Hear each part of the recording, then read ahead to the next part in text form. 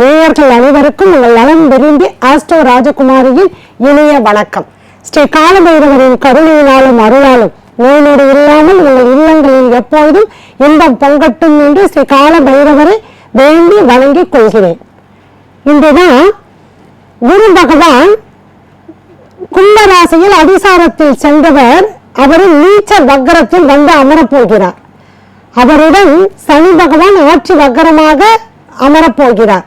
இவர்கள் இப்படி அமரும் பொழுது இந்த 12 ராசிகளுக்கு இந்த குரு பகவானும் சனி பகவானும் இணைந்து ராகு கேதுவோடு இணைந்து என்ன மாதிரி எல்லாம் பலன்களை தரப்போகிறார்கள். கன்னி ராசி நேயர்கள், கன்னியில பாத்தீங்கன்னா உத்திரம் 3 பாதங்கள், ஹஸ்தம் சந்திரனுடைய நட்சத்திரம், அடுத்தது சித்திரை 1, 2 செவ்வாயோட நட்சத்திரம், உத்திர சூரியனுடைய நட்சத்திரம். உங்க ராசிக்கு பாத்தீங்கன்னா ஒரு ராசி அதிபதி புதன், பெருமாளை அதிதேவதையாக கொள்ளக்கூடியவர் புதன் பகவான். 1 புத்தி காரகன். மற்ற ராசிக்கு இல்லாத ஒரு பெருமை என்ன தெரியுமா? உங்க ராசிக்கு உங்க ராசி அதிபதி புதன் பகவான் ஹஸ்த நட்சத்திரம் உச்சமாகி மூல திரிகோணமாக கூடியவர். சுக்கிர பகவான் அங்க நீச்சமாக கூடியவர். பகை கிரகம் செவ்வாய் 17-10 வரைக்கும் அங்க உட்கார போகுது. உங்க ராசிக்கு 3க்கும் 8க்கும் அதிபதி. அவமானங்களை சந்தித்தே தீரணும். நீங்க கேட்கலாம், ஏமா ஒரு ராசிக்கு கூட நீ ஒழுங்கா சொல்ல மாட்டியா அப்படின்னு கேட்கலாம். கிரகம் அப்படி இருக்குது. உங்களுக்கு என்ன தசாபுத்தி நடக்கும்னு எனக்கு தெரியாது. அப்படி இருக்கக்கூடிய வேளையில நீங்க கொஞ்சம் பிரச்சனைகளை கொடுக்கும். 1.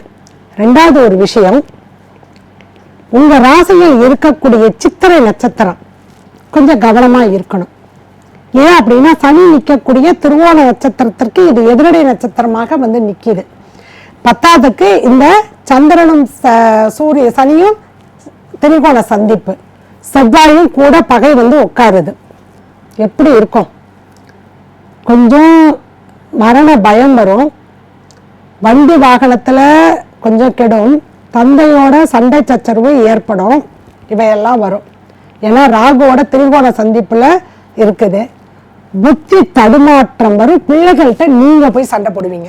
ஒண்ணு அப்பா கிட்ட சண்டை போடுவீங்க, இல்லாட்டி பிள்ளைகிட்ட நீங்க தான் சண்டை போடுவீங்க. அவங்கெல்லாம் யாரும் வரமாட்டாங்க. அவங்க விளையாட்டா ஏதாவது சொல்லி போக அது வினையா வந்து முடிஞ்சு அது பெரிய சண்டையா போயிடும். ஏன்னா 5ஆம் இடத்துல உங்களுடைய சுயபுத்தி இடத்துல போய் சுயபுத்தி வக்கரம் ஆயிடுச்சு, ஆட்சி வக்கரம். அப்ப அங்கேயே சுயபுத்தி கொஞ்சம் குறைஞ்சிடுச்சு, மந்தமா செயல்படும். அடுத்தது 4க்கும் 7க்கும் அதிபதி, சுகஸ்தானாதிபதி, 7ஆம் அதிபதி.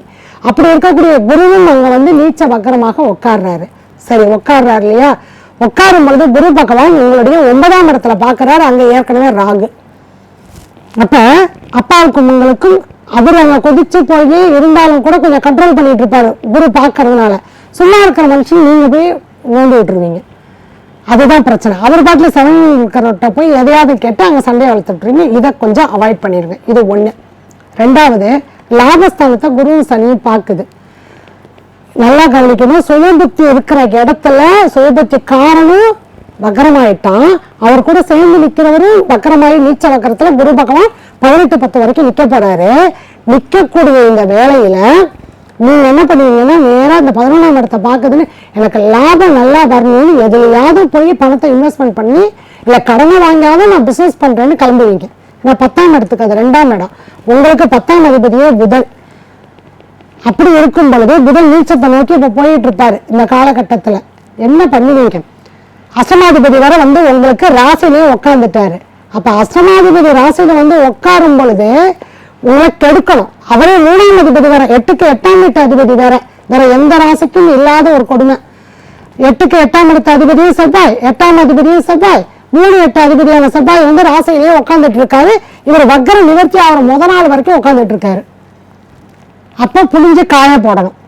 5ஆம் இடத்துல பிரபுத்துவம் வாய்ந்ததாக குரு பகவான் உட்கார்ந்தாலும் ராஜகுருவா ஒரு உட்கார வைக்கணும். அப்படின்னா ராஜாவை ஆகினாலும் அவருக்கு இப்ப கிரக நிலை சரியில்லை. அதனால இப்ப கம்முன்னு எல்லாத்தையும் அப்படியே ஆற போட்டுட்டு நின்று நிதானமாக யோசனை செய்யுங்க. விநாயகர் பெருமானுடைய நட்சத்திரம் உங்க ராசியில தான் இருக்குது. அது குறிப்பிட்ட சித்திரை நட்சத்திரக்காரர்கள் வண்டி வாகனத்துல செல்லும் பொழுதும் சரி, வண்டி வாகனத்துல நீங்க ஓட்டும் பொழுதோ இல்ல மத்தவங்க ஓட்டும் பொழுதோ கவனமா இரவு பயணத்தை மேற்கொள்ளாதீங்க. 18-10 வரைக்கும் சனியோட திரிகோண சந்திப்பு எதிரடி நட்சத்திரத்துல இருக்கிறீங்க, கை வைக்கும். உங்களுடைய தாயின் உடலில் உபாதைகளை ஏற்படுத்தும். சனி பகவான் திருவோணத்துல இந்த வருஷம் கடைசி வரைக்கும் நிக்க போறாரு. பிளவ வருஷம் ஃபுல்லா நிக்க போறாரு. திருவோணத்துக்குள்ளதான் இங்கேயும் அங்கேயும் போயிட்டு வர போறாரு. தாயின் உடல் நலத்துல கவனம் வேணும். ஏன்னா சந்திரனும் சனியும் திரிகோண சந்திப்பு. நீங்களே ஒரு வேலையை 2-3 திருப்பம் பண்ணுவீங்க. ஒரே நேரத்துல போன வேலையை முடிச்சோன்னு வரமாட்டீங்க. இல்ல ஒரே இடத்துல எல்லா டாக்குமெண்ட்ஸ் எல்லாத்தையும் எடுத்துட்டு போய் கரெக்டா அவங்க கேட்கறத கொடுக்கவும் மாட்டீங்க. அந்த வேலையை 2வது திருப்பம் செய்யற மாதிரி இருக்கும். இல்லை அப்படின்னா முதல்ல இருந்து மறுபடியும் செய்யற மாதிரி இருக்கும். பாதியிலேயே அது கெட்டு போய் அதெல்லாம் கொஞ்சம் கவனத்துல வச்சுங்க. இதெல்லாம் சுய பரிகாரம் கிரகங்கள் கொடுக்கக்கூடியது. மூணு நிக்கிற கேது நல்லது கொடுப்பான். ஏன்னா ராகு கேது 3-6-11 நல்ல பலனை கொடுக்கும். 5 நிற்கும் பொழுது குரு பகவான் நல்லது கொடுப்பாரு. அவர் நீச்ச வக்கரமாயிட்டாரு. ஆனா சுமாரான பலனை தான் சனி பகவான் கொடுப்பாரு உங்களுக்கு. சனி என்னதான் நட்பு கிரகமாக இருந்து ராகு கேது சந்திரன் இவங்கெல்லாம் நட்பு கிரகமாக இருந்தாலும் கூட அவர் ஆட்சி வக்கரமா போய் உங்க சுயபுத்திக்குள்ளதான் அதை கை வைக்க போறாரு. அதனாலதான் அரசியல்வாதிகள் அமைதி காக்கவும் 18-10 வரைக்கும். சரிங்களா? எந்த ஒரு இதுலயும் கையெழுத்து போடும்போது பேப்பரை கரெக்டா படிங்க. ஏன்னா புதன் என்கிறது தாஜ்வேக்கள் நீங்க வச்சிருக்கக்கூடிய அத்தனை இதுவும் பேப்பர்ஸும் அதுதான் புதன். ஸோ அந்த இடத்துக்குள்ளார சம்பந்தப்படுறதுனால நீங்க கொஞ்சம் அதை கவனமா வைங்க. அது சித்திர நட்சத்திரக்காரர்கள் மிக கவனமாக இருக்கணும். மிக கவனமா இருக்கணும். முடிஞ்சா ரத்த தானம் கொடுங்க. ஏன்னா ராகுவோட செவ்வாயோட இவர்கள் எல்லாம் திரிகோண சந்திப்பு. ராகு, செவ்வாய், சந்திரன், மனோகாரகன், அவனே லாபாதிபதி. அடுத்தது குரு சனி. 5 போட்டா 50 ரூபாய் எடுத்துடலாம் லாபம். இப்ப அவசரமா ஏதாவது ஒண்ணு பண்ணி கெடுத்துக்காதீங்க. சுய புத்தி அங்க மட்டமாயிருக்கு. சொல் புத்தி கேட்கிற இடத்துல ராகு உட்கார்ந்துருக்கனால சொல் புத்தியை கேட்க விடாது. இதுதான் கிரகங்கள்லாம் உட்கார்றப்ப கொடுக்கக்கூடியது. அதை புரிஞ்சு நடந்துகிட்டீங்கன்னா, பக்குவப்பட்டுட்டீங்கன்னா நல்லதை கொடுக்கும். கிரகம் அப்படிதான் நடத்தும். அப்ப நாங்க என்ன பண்றது? இறைவனை சரணாகதி அடைங்க. 9ல் நிற்கிற ராகுக்கு துர்க்கை வழிபாட்டை பண்ணுங்க. ராகு கால வேலையில போய், அது செவ்வாயே உங்க ராசியில உட்கார்ந்துட்டு இருக்குது. அப்படி இருக்கும் பொழுது நீங்க போய் ராகு கால வேலையில 4 to 4 நீங்க துர்க்கை வழிபாட்டை செய்யும் பொழுது செவ்வரளி பூக்களையும் எலுமிச்சம்பழத்தையும் வெத்தலைப்பாக்கு வாழைப்பழம் வச்சு குடும்பத்தில் இருக்க அத்தனை பேரையும் அர்ச்சனை பண்ணிட்டு வந்துட்டீங்கன்னா சிறப்பான ஒரு பலனை உங்களுக்கு கொடுக்கும். ஏன் அப்படின்னா இங்க 10வதுக்கு அடுத்தது செவ்வாய் என்ன பண்ணுவாரு? குரு நீச்ச வக்கரம் முடிஞ்ச உடனே 2ஆம் இடத்துல போய் உட்காரும்போது சனியோட பார்வையில இருப்பாரு. சனி செவ்வாய் 2 பேரும் வக்கர நிவர்த்தி ஆயிடுவாங்க. 18-10 ஒரு 11-10லயே சனி வக்கர நிவர்த்தி, குரு பகவான் 18-10 வக்கர நிவர்த்தி. கரெக்டா 18-10 போய் செவ்வாய் பகவான் உட்கார்றாரு. சனி 10ஆம் பார்வையை செவ்வாயை பாக்குறாரு. தொழில் செய்யறேன், வேலை செய்யறேங்கிற நீங்க என்ன பண்ணுவீங்கன்னா கடனை வாங்க வைப்பான். செவ்வாய் சனி சம்பந்தப்பட்டு உங்களுக்கு செவ்வாய் புத்தியோ சனி புத்தியோ இல்ல செவ்வாய் தசா சனி தசா நடந்ததுனால கடன் வாங்க வைக்கும். இப்ப வாங்குற கடன் எப்பயுமே அடைக்க முடியாது. ஏன்னா குருவோட பார்வை செவ்வாய்க்கு இல்லை. ஏன்னா அங்கேயும் போய் அவரு சித்திர நட்சத்திரத்துல தான் உட்கார்றாரு, எதிரடி நட்சத்திரத்துல. இப்ப இந்த சனி அந்த வேலையை செய்ய போகுது. நான் கடனை வாங்குறேன், இல்லை அடுத்தவங்களுக்கு சூரிட்டி கையெழுத்து போடுறேன், என்கிட்ட பணம் இருக்கு, என் நண்பன் கேட்கறான், இந்த நகை அடமானம் வச்சுக்கிட்டீங்கன்னா வருவது கஷ்டம். தசாபுத்திக்கு தகுந்த மாதிரி. ஏன்னா கோச்சாரங்கள் ஓரளவுக்கு தான் உங்களுக்கு ஒரு 30-40% உங்களுக்கு பலனை கொடுக்கும். தசாபுத்தி எப்படி நடக்குது, இல்லை அந்தரம் எப்படி வருது, சூட்சமம் எப்படி வருது அப்படிலாம் நமக்கு தெரியாது. அதனால அதை புரிஞ்சு நடந்துக்கிட்டீங்கன்னா மிக சிறப்பான ஒரு பலனை கொடுக்கும். தாய் தந்தை உடல்நிலையில் கொஞ்சம் பார்த்துக்கங்க. 9ல் ராகு இருக்கிறதுனால தந்தையில் உள்ள உணவு கட்டுப்பாடு வேணும். 4ஆம் அதிபதி போய் நீச்ச பக்கத்தில் இருக்க 18ஆம் தேதி வரைக்கும் தாய்க்கு அடிவயிறு சம்பந்தப்பட்டது இல்லை பித்தத்தை அதிகமா உண்டு பண்றது, வாய்வு கோளாறுகள் இதெல்லாம் வரும். அல்சர் சம்பந்தப்பட்ட பிரச்சனைகள் வரும். கொஞ்சம் கவனமா பார்த்துக்கங்க. சரிங்களா? கால் நரம்பு சம்பந்தப்பட்ட பிரச்சனைகள் வரும். ஏன்னா குருவோட போய் சனி சேர்ந்ததுனால சேர்ந்து 2 பேருமே அங்க பலகீனமா இருக்கிறதுனால தாயினுடைய உடல்நிலையில அதை கொஞ்சம் பார்த்துக்கங்க. மூத்த சகோதரர்கள், இளைய சகோதரர்கள் மூலியமாக உங்களுக்கு நன்மை கிடைக்கும். மூத்த சகோதரர்கள் மூலியமா தேவையில்லாத மனக்கசப்பு வருவதற்கு வாய்ப்பு இருக்குது. அதை கொஞ்சம் புரிஞ்சுக்கிங்க. உற்றார் உறவினர்கள், நண்பர்கள் இவங்களுக்கெல்லாம் தேவையில்லாமல் விவாதம் வேண்டாம். கணவன் மனைவி ஒற்றுமை கொஞ்சம் குறைவதற்கான வாய்ப்பு இருக்கு. 2 பேருக்கிட்டையுமே அவ்வளோ மன பாரங்கள் இருந்துகிட்டு இருக்கும். இதெல்லாம் ஒரு 18-10 வரைக்கும் தான். அப்புறம் எல்லாமே நார்மலுக்கு வந்துடும். சரிங்களா? இருக்கும், ஆனால் சொல்ல மாட்டாங்க. அதை முதல்ல புரிஞ்சுக்கிங்க. உங்களுடைய கோபங்கள், உங்க கோபத்தை கண்டு மற்றவங்க பயப்படுறாங்க, அதை பெருமைன்னு நினைச்சுக்காதீங்க. செவ்வாய் உட்காந்து கெடுக்குது. எல்லாரும் ஒருத்தன் என்னை பார்த்து கோவப்பட்டான் அப்படின்னா நான் செய்யற எனக்கு நல்லது கெட்டதை சொல்றதுக்கு ஆள் இல்லைன்னு அர்த்தம். அவங்ககிட்ட போய் சொல்லி அவன் எதுக்கு எடுத்தாலும் கத்துவான் கோவப்படுவான்ட்டு சொல்லாம விலகிடுவாங்க. எது தெரியுமா கடவுளுடைய கொடுப்பனையில 2, உங்களுடைய சுய புத்தி கெட்டு போறது 1, கடவுளோட கொடுப்பனை இல்லைன்னு அர்த்தம். 2வது உங்களுக்கு நல்லது கெட்டது சொல்றதுக்கு ஆள் இல்லாம நீங்க வச்சுக்கிட்டீங்கன்னா 2வது கொடுப்பனே கிடையாது. அதனாலதான் 7ஆம் பாவத்தையும் 5ஆம் பாவத்தையும் தூக்கி வச்சாங்க. 1 கேந்திரமாகவும் 1 திரிகோணமாகவும். பாட்டன் வழியில் எனக்கு இருக்கக்கூடிய நன்மைகள் வரும் அப்படின்னா 5ஆம் இடத்துல எனக்கு என்னோட சுய புத்தியை சரி பண்றதுக்கு நல்லது கெட்டது சொல்றதுக்கு எனக்கு ஆள் இருக்கும். இல்லாட்டி ஆளே இருக்காது. என் புத்தி அதை கெட்டு போச்சுன்னு அர்த்தம். 7ஆம் இடம் கெட்டு போச்சுன்னா சொல்றதுக்கு ஆள் இருக்காது. புரிஞ்சு நடந்துக்குங்க. சரிங்களா?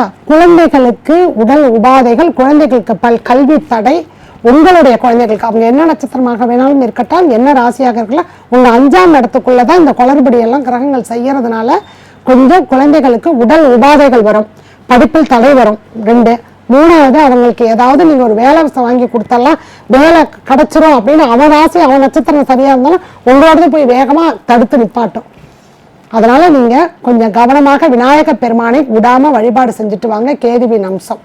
அவரை சங்கடகர சதுர்த்தி முழுவதும் நீங்க ஒவ்வொரு தேய்பிரை சங்கடகர சதுர்த்தியும் நீங்க போய் விநாயக பெருமானை வழிபாடு செய்யுங்க.